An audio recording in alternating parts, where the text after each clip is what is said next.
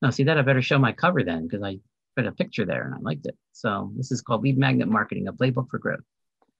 And it should be kind of a robust topic. So it's all about content and trust. And we'll talk about that. So everybody see the screen okay? We can. Okay. So that's me. I'm a marketing consultant called fractional CMO. You know, 5 years in media and marketing and focus on lead generation and driving traffic and conversions to websites. So I just want to set the stage a little bit into um, kinds of leads that companies will get into their pipeline, so to speak. Now, a lot of people will use top funnel as well, but I just focus on mid funnel and bottom funnel and what's the difference. You know, and again, we can read this. I'm just going to highlight what's in red here is, you know, a mid funnel lead is interested in what you guys do, but they may not be ready to engage with you with a contact yet as far as I need you now, right? But they're learning and they're trying to figure out what's right for their company. And so those leads that come in, whether through newsletters or lead magnets, you know, it's about, you know, education, and you're starting to build trust with these people because they might buy you later, and we'll talk about that. The bottom funnel leads are more, I need somebody now, more likely, and you know, I see the value of what you guys offer me immediately, and so they're not really involved with lead magnet marketing because they're more interested in, you know, contacting you directly because they're ready. The mid funnel leads aren't ready yet. So just generally, we talk about complex sale, which is why we do lead magnets, because when I say that, it does take a lot of, you know, you could have a high consideration product, you know, high cost, or you're just trying to build that need because it does take some time, you know, with making decisions because sometimes companies have to talk to different stakeholders there. Um, you know, so there's a lot involved with a complex sale. But even when they do become leads, you got to keep building trust and, you know, nurture them, which is kind of marketing 101 back in the day of old marketing automation programs. But you're building trust and building relationships. And that's what we're talking about with lead magnet marketing. So everybody's got their own, you know, ways of determining like the buying cycle. This is a 4-step process, you know, awareness to purchase. But, you know, best in class companies need to know all of these buying cycles and map out content toward each cycle from awareness all the way to purchase and everything in between. So you can see, you know, the awareness, you know, identifying who the audience is and get them into your funnel. And then they start thinking about whether they should buy a solution. So they start researching, and your content needs to be in front of them as they determine which vendors to go with. You know, nurturing them through additional useful content until they go to sales and eventually become deals. Here's a high level overview of a lead journey, right? So marketing generates a lead, they enter a CRM, they get nurtured through email marketing and marketing automation. Eventually, based on qualification and trigger events and what have you, sales will eventually get notified if a prospect is engaged with your content. And, you know, for a larger company, they might use an SDR, you know, a sales development rep to do some follow up, make calls, and then if not, you go right to a nurture program, you know, a sales cadence, all the way through. If there's interested in a demo or trial, then they can go to a salesperson to actually set that up and do more engagement. But that's just a typical. I mean, every company has this can customize, right? But it's generally how it works from marketing all the way through sales and everything in between. So marketers use lead magnets to create sales leads, and it's a free item. You know, you got to, of course, write it, design it, those kinds of things. But the whole idea is to provide something of value that makes a prospect say, "This is really interesting to me. That it's worth giving up my email address." And that's really what this is all about. Is it's a trade-off. I really need this for my business. So here's my email address, and I know I'm going to get called. I know I'm going to get nurtured, but the content was so valuable that, I gave up my contact info. There's a lot of types of magnets out there, depending on, budget and approach and things like that. But, ebooks, which are more design and content together in a PDF, straight white papers, how-to guides, even webinars, maybe some checklists and templates could be shorter, depending on what we end up doing, and even newsletters. So the idea of a lead magnet really is, cover these 5 objectives, right? Obviously target your ideal audience, and we can go through that in a few minutes. It needs to solve a specific problem. You don't have to cover everything. This is not a book. It's just, it's a helpful guide that targets a specific problem. And the ideal lead magnet will, somebody else wants to do that. Okay, so it's got to be written succinctly so people understand what the problem is and how to solve their problem, and try to be unbiased as possible. That's the point as well.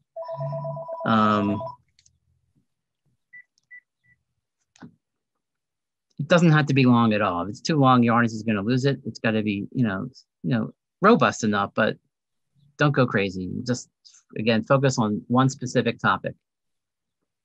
And it needs to be impressive. You're building trust, prove your authority. And when you start doing research, and we'll go over that in a minute, just make sure it's not free, because obviously people can go to Google and find this information. So it's got to be as robust as possible, but also something that may not be easily found for free on Google. I don't know why this is happening. Hang on. Same call. Let's go to some planning here about planning your lead magnet. First of all, you want to understand your key decision makers, and there could be more than one. But, again, it goes back to any kind of content marketing, really understand the avatars, who they are, what they do. Are they end users or decision makers or influencers?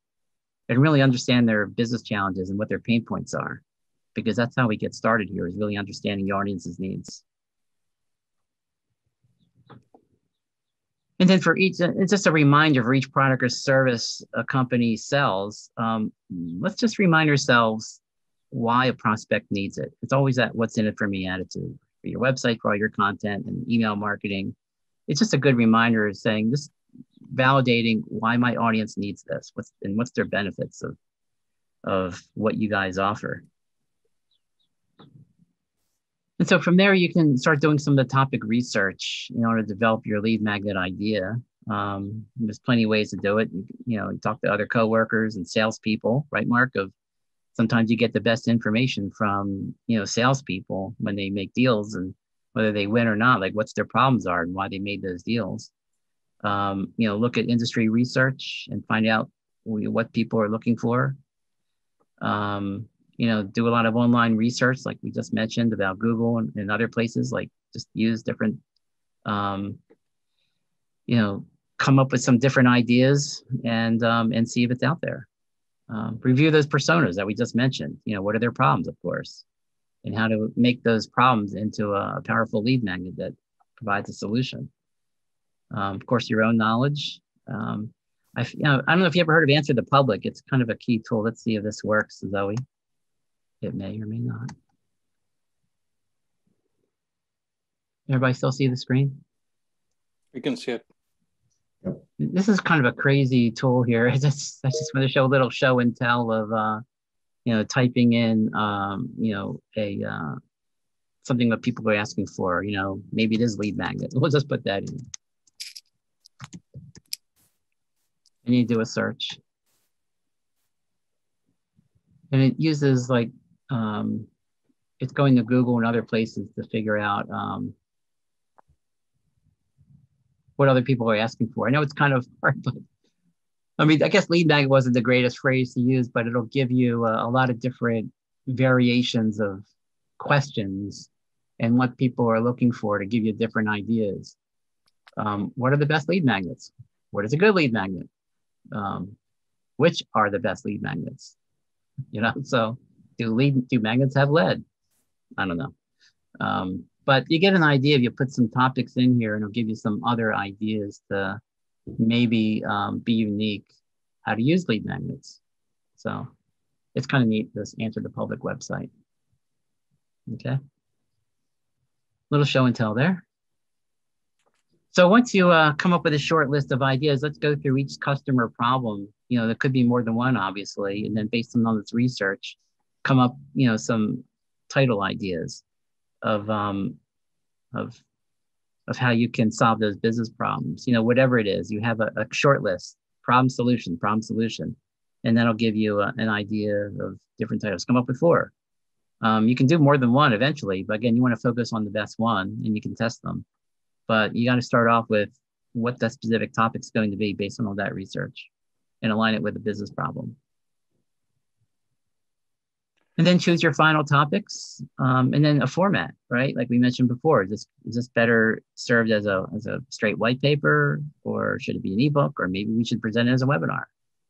And then you come up with that. Then once all that's set up and you choose your topic, then of course you got to execute your lead magnet, and we're going to go through that now. Really is all these different topics here. Obviously, you want to build a landing page, whether it's through a website or a different tool like Lead Pages or other things like that. But you need, of course, a landing page, because people are going to click on an ad or a message, and they need to be further convinced that this lead magnet is for them. So it's got to be written in such a way to continue that persuasion. Call to action message. That's what is it going to be? Download, register, get all that set up. A confirmation page. So once somebody downloads the guide, they fill out a form, they're probably going to go to like a thank you page where you can, say thank you, click here to download, right? And you can put other content there too, like visit our blog. But if we're going to use Google Analytics for tracking conversions, then you want a thank you page, of course, because that's where people are going to download the guide anyway. Email promotion, writing emails to your current lists, social media promotions. A lead routing plan is also gets involved with, depending on the strategy, because if someone fills out a form, if you want salespeople to get the lead, then it needs to be routed to them as well, depending on the situation, or it could be routed to a marketing person. So copywriting and design, of course, whether it's through internally or we outsource it. And not only that, though, it's a really good guide, not just on landing pages, but you can also put it on your website. Now, depending if you want to make it download for free, but if it's new, you kind of want to get leads too. So maybe that includes a gate, which is a web form. And of course, if you're going to do a webinar, you got to choose your platform, whether it's Zoom, WebEx, and all these other newer platforms that are out there. Then, of course, you guys still got to promote it. So we put a media plan together, whether it is paid advertising, not just through email, but maybe it's pay-per-click, maybe it's display, maybe it's LinkedIn, those kinds of things. So that's kind of like a checklist of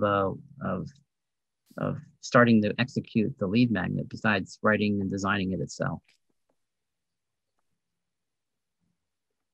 Okay.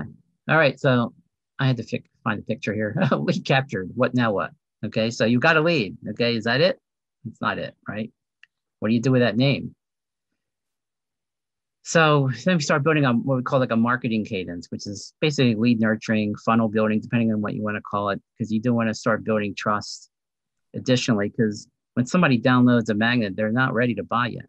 That's what we mentioned before, but maybe they will down the road. So you want to keep them in your pipeline if you're marketing, by, everybody will get this guide, but, basically I always talk about trust and continued thought leadership.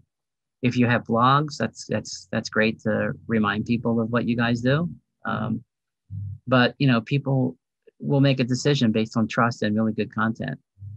Goal is to engage prospects further. We want them to open emails. We want them to click more links, because then salespeople can get alerted. And if you have a good CRM, or marketing automation, and depending on how you lead scored or whatever, strategy we put together, if there's somebody who's engaged in your content, it might be worth for a salesperson to make a follow-up call. And there's plenty of platforms that do that. If they come up with a desired action after this nurture, if it's a bottom funnel offer, then they don't need to get the content as much. We can put them in a different cadence and send them right to sales. And it's, and here's, I guess, depending on the situation, if somebody does download a guide, it would be okay for maybe a salesperson to do a follow-up call. I saw you downloaded an ebook. Can I help you with any questions? Depending on the company structure, if you want to do that or not, it can work either way. If you like to qualify them up front, even though they may not be ready yet, it could be worth it. If not, then they have to go again right up to the marketing cadence. And so you need a really good email outreach tool. Most companies have it, but this is just kind of a general checkbox.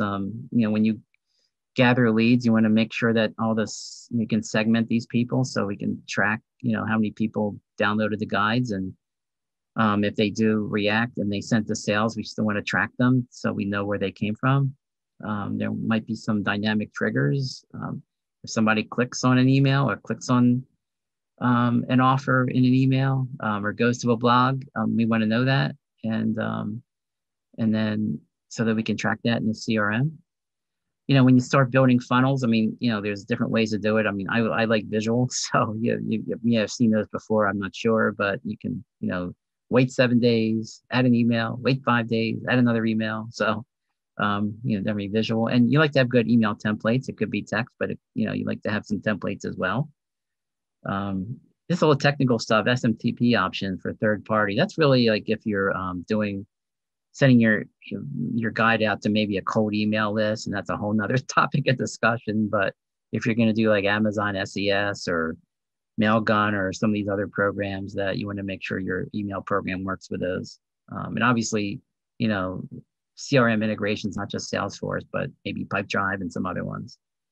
And if not, then, my favorite tool is like Zapier. So that would be helpful as well. That's a just general checklist of a robust email outreach cadence program. Okay. Here are some tools. There's plenty of them out there for, lead management. Some combine email marketing and CRM. Some are separate. They also have SharpSpring, Go High Level, and some other ones. Zoho, you may have heard some of these. But, you talk about in a little detail the lead funnel. Obviously, you determine your market, the messaging and offers. Because really, when someone downloads a guide, then the next offer is going to be more of a bottom funnel offer, like we mentioned before. We want them to, again, give out good authority content so that with the goal to, okay, now I'm ready to do a demo or trial or some other bottom funnel offer. We'll talk about that in a minute.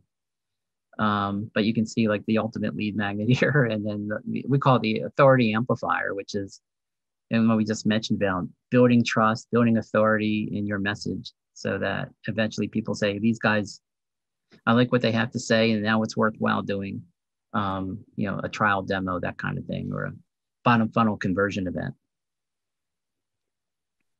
It's a little more detail here, just highlighting different kinds of follow-up marketing emails. Again, reminding, building trust. This is after the mid-funnel lead comes in, but not ready for sales yet. That's our goal, is to get them ready for sales. So, you grab their attention. Emails don't have to be long at all, but enough to, vet the appetite, to intrigue someone, showing proof, like examples of work you've done in these emails. Hey, we've done this for other, financial service companies and you'd be perfect for it, whatever it is. Like, it's proof, maybe some testimonials in those emails. Just focus on problems, the top reasons people struggle to achieve results and how you can solve those problems. Steps is another scenario where you can give examples of another company and what they've done, what their problem was, and the steps to achieve their goals. And some things just a little more action result, like here's some results we gave other clients, and you can receive those results as well. So there's different, elements of strategies here, and as far as, putting content in different buckets in order to continue nurturing these people. So, and then you just build a plan, a funnel plan, really, a subject line. Again, I'm always talking about problem, solution, offer, and you saw some examples of that. That's really what it is all about here is showcase a problem, solution, offer, and build that out. Well, what is the offer here? What is the offer? I'll get that in 2 slides and I'll show you examples. Yeah. So here's an example of a cadence, right? So, every company can do it differently. You test these things and you start working out the time in between, maybe weekly. You can see the lead comes in. So you do one email, then you do a call, and then you start doing these other categories, a proof, a problem, maybe additional magnet if you have one, just to get people more engaged. Like we did an ebook, now let's do another one. Maybe we'll do a webinar. And then this is just examples, right, of ways to build an email follow-up program. Hey, Phil, yes. I had a question. Or is this a question sort of thing too? or you want to finish your thing? I just had a question. Yeah, maybe I'll finish this part, and then the answers might show up, and then we'll. All right. Here, let me open up the Zoom screen here so I can see everybody. So we asked about bottom funnel offers. So that's the goal, right? Is a strategy of depending on what your offer is. Because remember, our goal here is to, over time, transform this mid-funnel lead from the lead magnet to a bottom funnel lead through marketing. So the offer is going to be things like this. After we build that trust, free assessment, free consultation, a strategy session, free trial, free demo, if you're SaaS, maybe a discovery call and test these things, whatever makes sense for your business. So does that make sense with the bottom funnel offer? Whoever asked that? Yep. So there's different ones out here. And that's really what our goal is, right? And, the problem, solution, offer. These are the offers. Okay, thanks. Yeah.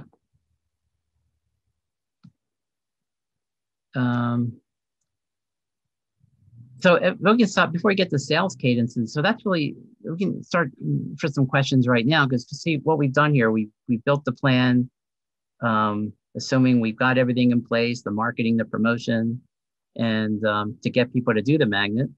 And then once they download the magnet, we'll use that for now. How do we get them more engaged with us over time? And this is an example strategy of a cadence to get them to the sales team eventually. So were there any other questions then? There's one in the chat here. If you can just explain what you mean by proof in that previous slide. Yeah, well, proof it can be, here's an example of a company we did this for. And, it's kind of like on a website, we have a case study or testimonials. It's a proof message that, we can do it for you. We did it for somebody else like this. And, we gave them like 35% more blank, whatever the result is, just to say, oh, these guys have done that here. So that's an example of like a proof statement. A proof that your solution works, right? Yes. Okay. So I had a question around lead magnets. Is there anything that is more successful than something else? Is a webinar more successful than an email campaign? Are there any stats around any of that? Well, I don't have that here, but I think it all depends on the topic, really. And, obviously, with webinars, there's 2 kinds of audiences, registrants and people actually show, right? Mm-hmm. And so it does take more work because you got to record it and, and then, put it in the cloud and things like that. But I think it depends on, how good of a speaker you are. And again, you can test them. Some people do like to, see and, especially if you have a lot of visuals. Magnets are probably easier. They probably get more because you can read them on my own time and, save them, things like that, versus taking more time to actually watch a webinar. So I think it varies on the topic and you just have to test them. Thank you.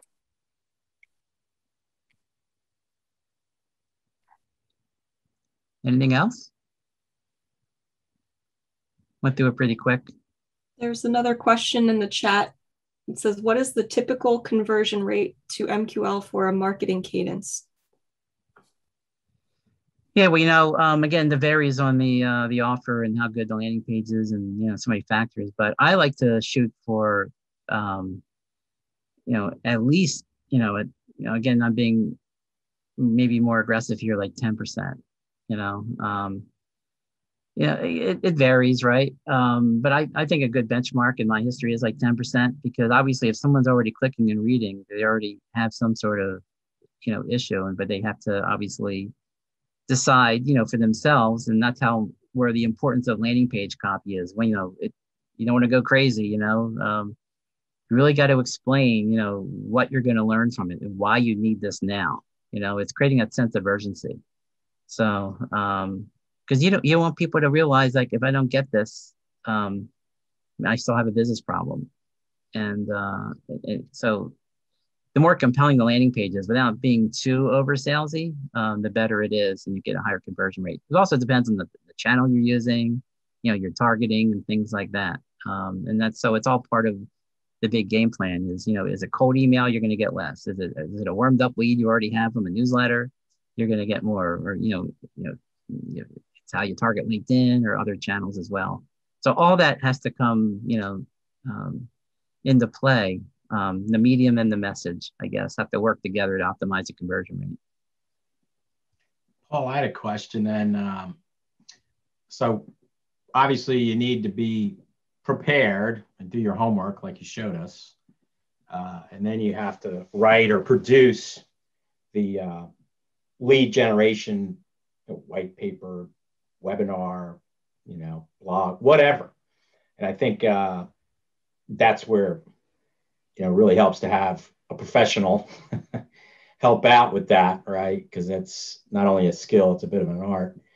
But the next question then is, for a lot of us who are solopreneurs, I mean, for me, for example, I don't use Salesforce, right? I actually happen to use HubSpot, Pipedrive, and some of the other lower cost ones.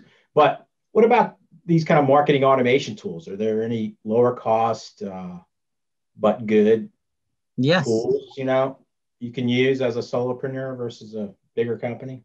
Yeah, I mean, I mentioned some before, like a Zoho, and I think MailChimp and ActiveCampaign has some of that too. I mean, I'm familiar with many of them, obviously, for different clients. I tell you what, there's one that I use personally. It's actually it's a plugin for WordPress, and it's called WP Marketing Engine. And if anyone wants to learn more about that, they can contact me, because I can do like a special deal. But it actually is one of the, it's probably the most reasonably cost ones out there. That's also does the lead scoring and lead nurturing, and has all the email templates and call to action templates and all these other things. And you can work away with your WordPress, with that. So that's an example of one. But yeah, there's plenty of them out there. Go High Level is another one that we've used in the past. That's actually one we're using with some of the Beacon marketing, isn't it, Zoe? Right? So that's a reasonable deal too. So, I mean, if anybody wants to outreach to me, I can share some of the tools and do some demos and things like that. Paul, thanks. I got a client. Pesky clients always wanting something. So, but good program. Thank you. Okay. Sure. Thanks. I actually have a little bit of sales cadence in here. I wanted to mark this. I think Mark already has a sample of this anyway, because I can go even further. I'll just show you what it is here, and then we can circle back. Does everybody still see the screen? Yes. Because after all this happens, right? I mean, the whole idea is to make a sale. And so from a marketing side of things, just say the marketing side, of course, is to get them to a qualified lead and that kind of thing. But what next?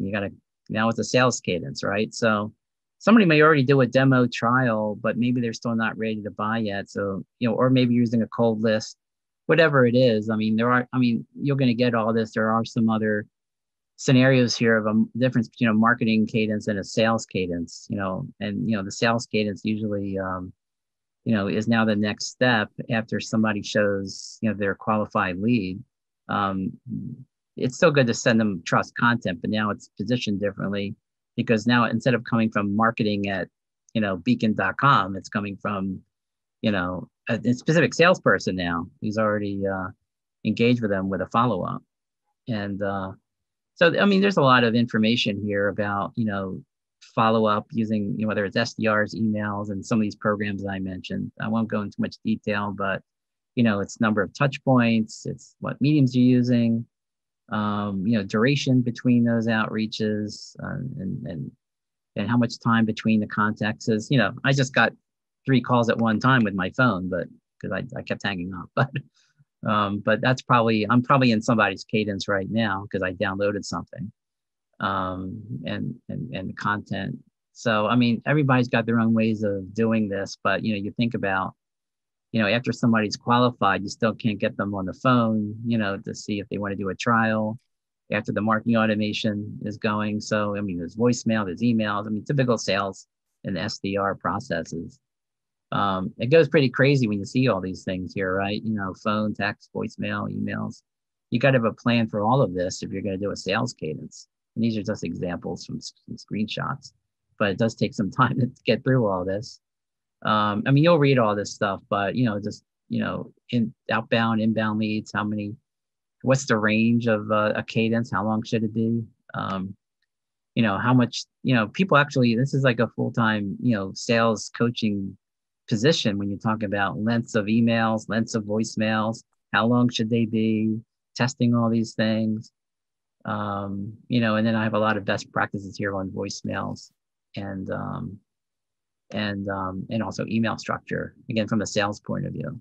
So that's what I wanted to put in here was like, get the life of the lead going in the sales, and you still have to do all that follow-up in order to get somebody from trial to demo or consultation. Now they've done it. So now we have to get them actually to try to become, this is a crazy chart I found from a white paper. So not to drive everybody nuts, but there's all these different kinds of sales cadences and things like that based on, what you can test. But in summary, again, this is marketing and sales together as one, right?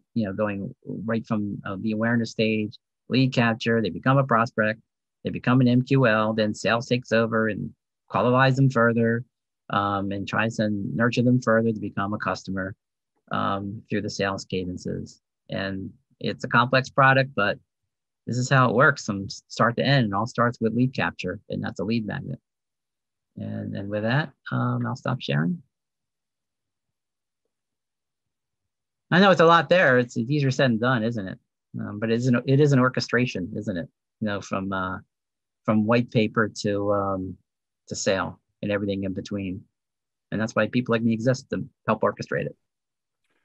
Well, it looks like a lot of work, right? And that's why Mark was saying, we need help. If you're on your own, then you need someone to help you develop the stuff. Well, think about it. You can either, depending on the budget, right? You have, I have like consultants who work with me to do write content, and all vetted.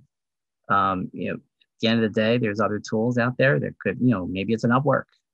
I use a tool called Xeris to do content for blogs for clients because it's so it all depends on how you want to do the content, or you outsource it to a specialist. Design, that's a another thing. Again, you can use an Upwork or a Fiverr, or a freelance designer. I mean, that's part of like what we'd have to do is just put together the budget and the creative costs, because it's not just that. Again, you need landing pages, you need ads, you need promotions, build up the cadence. So there's a lot involved. But at the end of the day, though, the budget allows, at least you're getting your name out there and you're getting names into your funnel, and you're starting to build a relationship. So, Paul, I'm going to ask a no doubt stupid question. Are there examples of any of these elements that you could point to as being well done? And I know it's difficult to do that. I will say this though. Here's an example of some research you can look at. I mean, you can Google that, but there's all different kinds. Again, they don't want to be too long. They got to be focused. You can certainly search for, if you want to see different examples, there's a Google search thing that you can do. It's called like file type : PDF. Okay, for example, anybody know what that is? So if you search for something on Google and you just want to see PDFs in the search results, you can do file type. So you can actually see maybe example of white papers in your industry and see what other people have written and designed.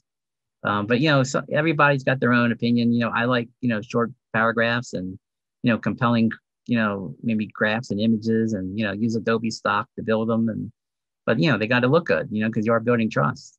So I don't know if that answered your question, but I think it's good as good as it's possible to answer my question. Thank you. Okay.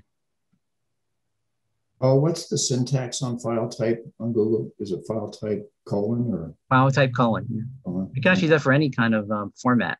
PowerPoint, I think, works, and so it's kind of like one of those little secrets of Google search. And if you really want to make it specific, put quotes around your query, because then it'll be a little more closer to what you're looking for. And what I'm looking for precedes file type. So it's title or search topic, then file type PDF or whatever, right? Yeah, file type colon PDF. Okay. Paul, have you had much success using lead magnets with LinkedIn? Yeah, well, that's an execution, right? I think it varies because, depending on your audience. I will say this, Robin, it's a good question. LinkedIn's expensive.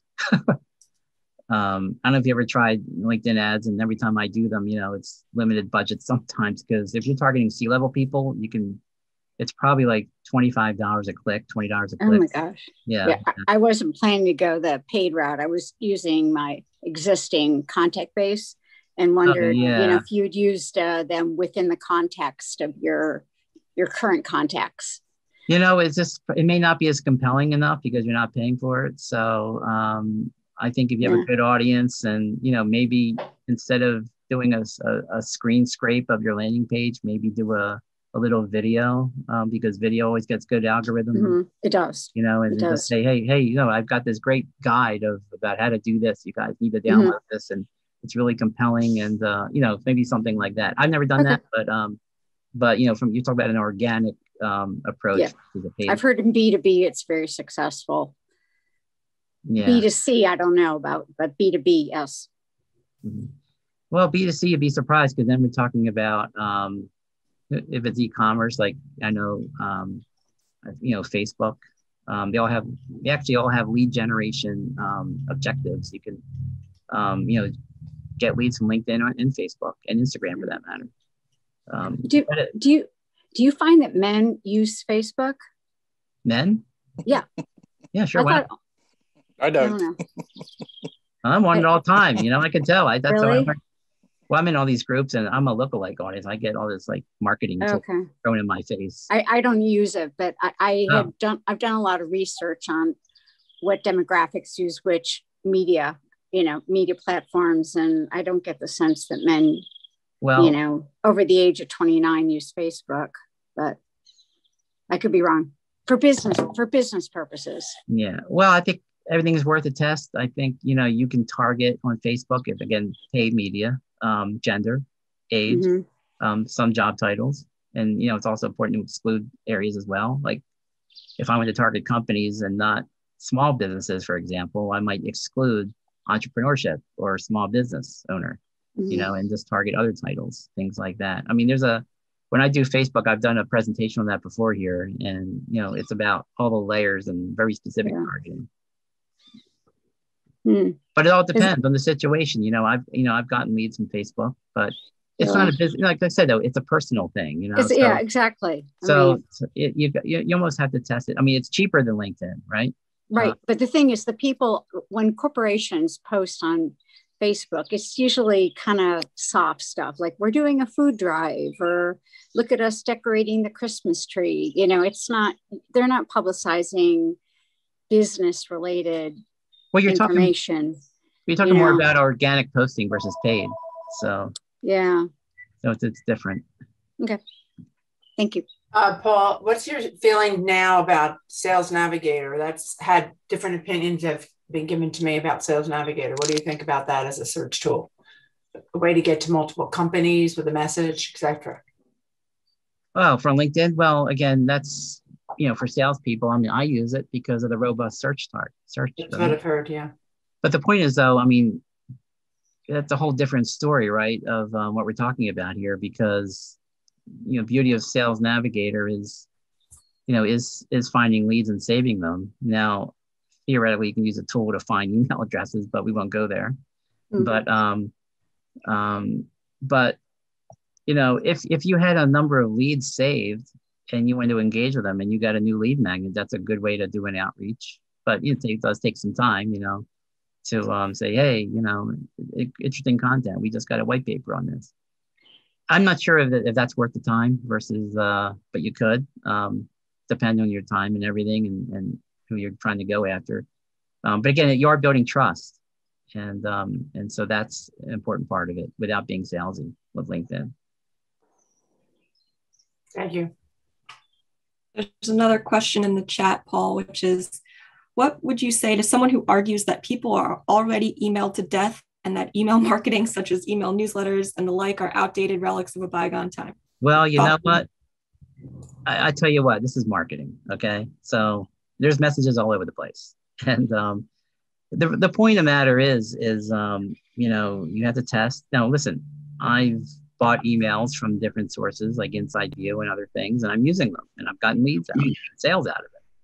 But I think it all depends on, testing time of day. And, I'm a big believer in grabbing attention with subject lines. Otherwise, you're just going to go left and right. I mean, it's still about problem solving. Is this, if I'm talking about email for a minute, if this is the right time, it's always like, is it the right time, the right need? Then all of a sudden I'm going to get a lead out of it. So I think it depends on, listen, if you're doing search marketing and you have a budget for that and you want to promote your guide, that's fine too. But, email marketing it can work as long as, you just got to test it and have, test subject lines. It's all about, this is interesting. Anything in marketing to me, and I always start at the top, is interesting. It's interesting. Don't sound like anybody else. Be your own voice. I once tried something like, I got a lead on Valentine's Day because I said, wouldn't you love to blank, and I got like a little, that kind of thing, something a little different. But I've got engagement out of it because people said like, oh, that's a unique way to do it. Breaking out of the clutter. I always say, like in any kind of advertising, even traditional advertising back in my advertising days, was bring the lead in with creativity and bring them out with persuasion. That's again, persuasion is trust. It's the same thing, right? So and a good offer. And that's marketing 101. It's just a matter of how it's executed. What rules would you break, Paul, that everybody says you have to follow? Like, don't use free, don't use parens, don't use all caps. I've been reading more and more that there's kind of iconoclasts who just say, forget all that. And this person showed, and I'm so sorry I'm so late. Do you have any thoughts about these supposed rules? I really buy into what you're saying about be interesting going in to get their attention. Well, I don't know about a specific rule, but I would just say in my own marketing right now is, I know it sounds a little cliched, but, people are people. I mean, executives have emotions. They like to laugh, right? It's okay to not sound like everybody else. Like I always see, like, if I go to one website and says, we scale, I don't like that. Like, what does that mean? Like everybody says that, right? But something about that's kind of like makes it unique and different. Like I could say like, I help, but I help, right? Help what? I think it's okay to break some rules. I mean, and show your own voice so that we're people. If you can do a video and an email, just give it insight, be likable, and someone will pay attention. I mean, I guess that's what it is. If you follow best practices too much, you sound like everybody else. So it's okay to test, open rates. The open rate is one thing. Then the message itself, of course, is it compelling enough? We spoke about that. Because remember, if they're going to a landing page or whatever it is, I mean, there's all these different layers of persuasion.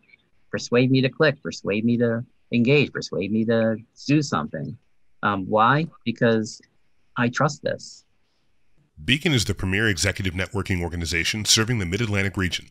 To learn more, go to beaconforlife.org.